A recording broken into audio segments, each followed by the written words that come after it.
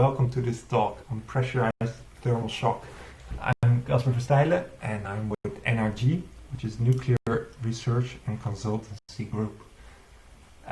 In this study I will present the combined CFD and FEM analysis for the probabilistic insight on cleavage fracture. The reactor pressure vessel. This is what my study is about, the reactor pressure vessel, which contains the primary water and the nuclear core. The primary water is at high pressure, 150 bars and 300 degrees. All the while it's under high radiation fluence, so there's a lot of radiation damage. The material that this pressure vessel is made of is just carbon steel.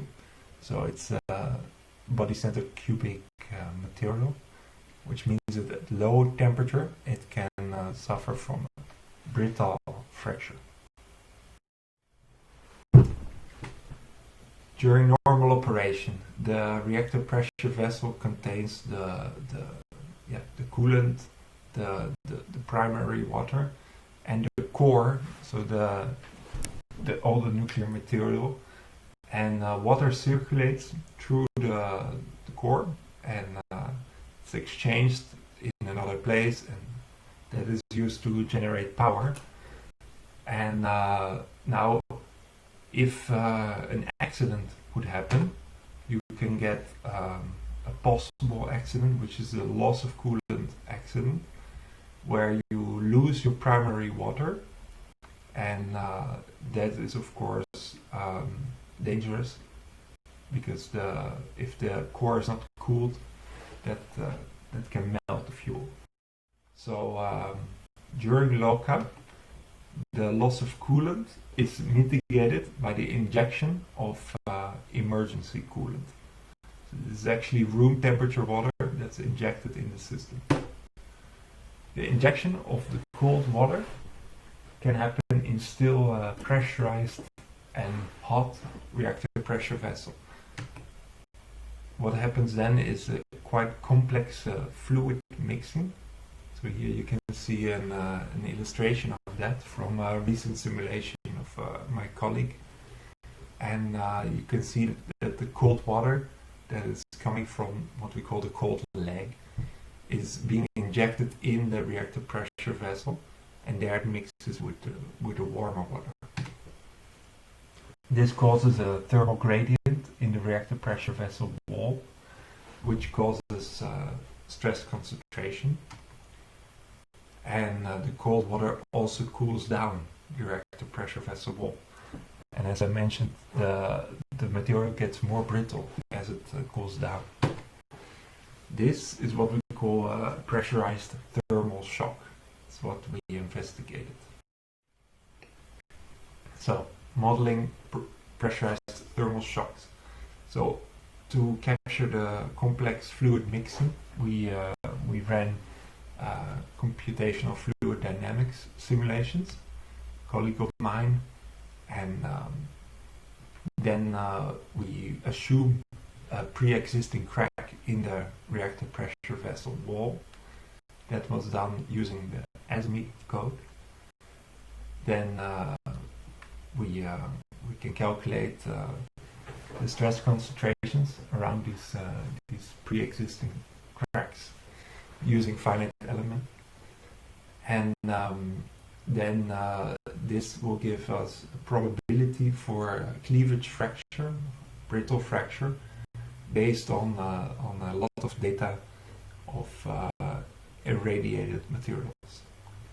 So this is in short how this was dealt with.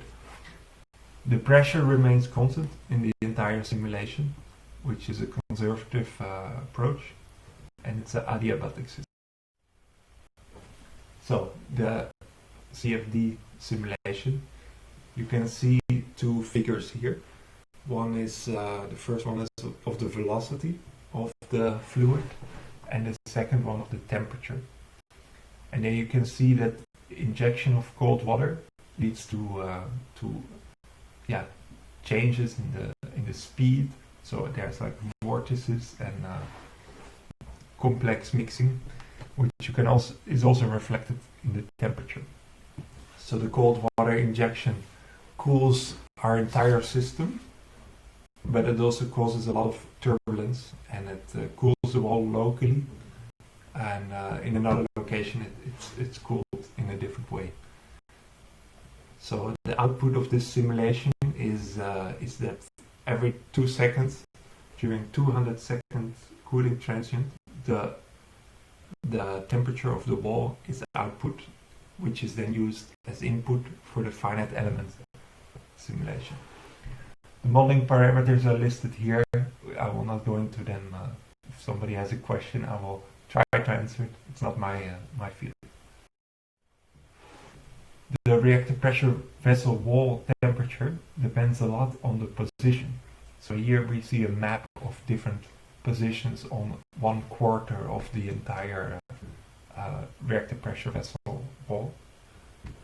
And if you see the temperature at the different locations, it's not straightforward how the temperature goes down. The temperature of the entire system goes down, but it fluctuates because the fluid is mixing, and that is a turbulent process. So this gives quite interesting stresses, as you can imagine. The postulated crack. So normally, if you would do this analysis for a real reactor, you might measure cracks that occur in your reactor pressure vessel, and then you can take a safety margin and do the calculations for that process.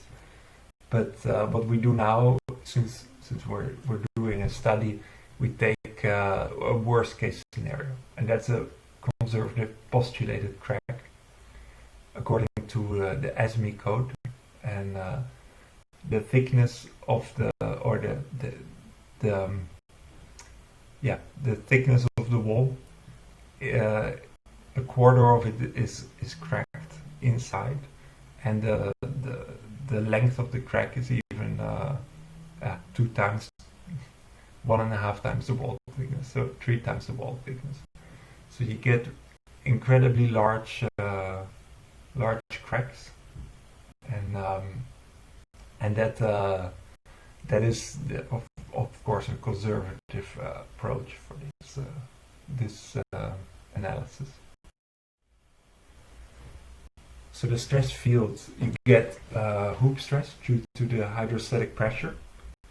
You get thermal stresses that will change over time, and you get the stress concentration in the crack tip because we put this large crack in there.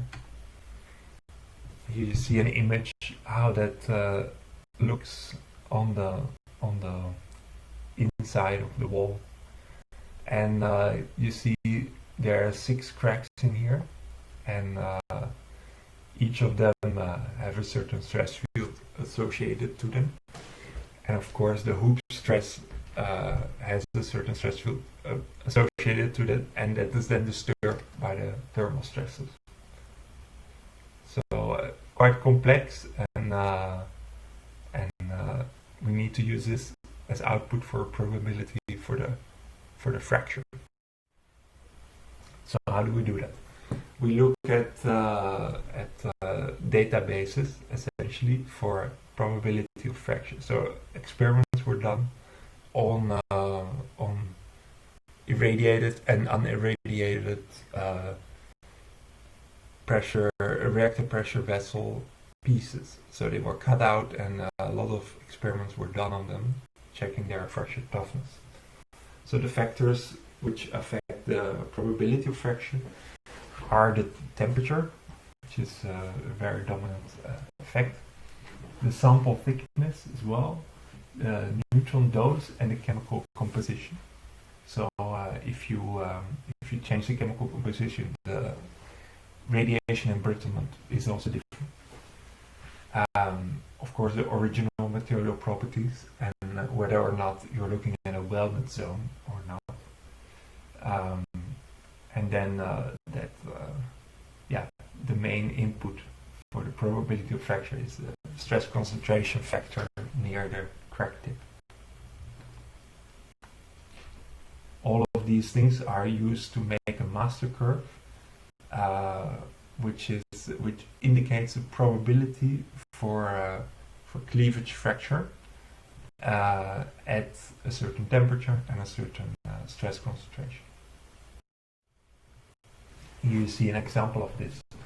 This is the type of material that I've also looked at, and you see that at low temperature, the critical stress intensity factor for cleavage fracture is not very high, and at higher temperatures this gets higher.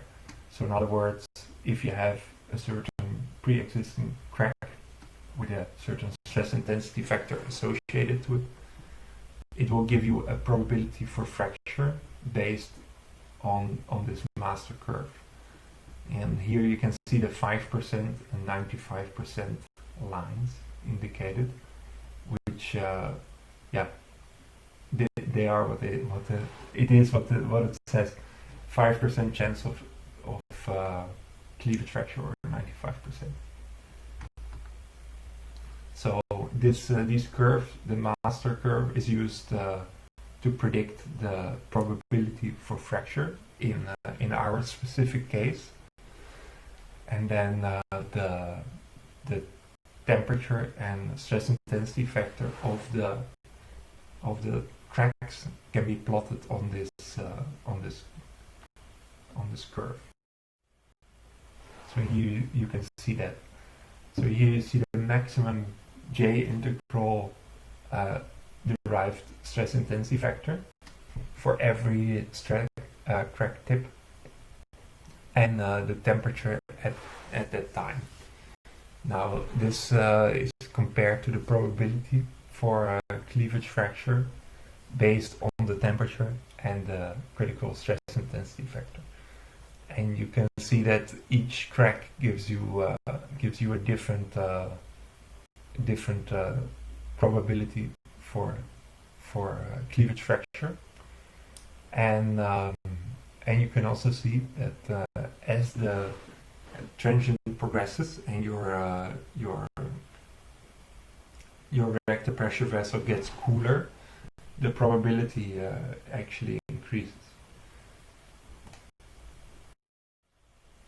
And here you see an overview of the probabilities for fracture for the 6 different cracks that I analyzed. And in the first column, you see the probability for an unirradiated forged material for the different cracks. So you can look at crack 4, for instance, which has a much lower probability for cleavage fracture than crack 6 or crack 9. That is because those crack 6 and crack 9 are almost directly under the nozzle, where the inlet of the cold water is most intense, and crack 4 and 7, for instance, are much further away from this nozzle, which creates a less intense transition for them. Now you can also see that for crack 9, tried to decrease the crack size, increase it, change the aspect ratio, also change the type of material, and all of those affect the probability for cleavage fracture, obviously, and they do so in the manner that you would expect.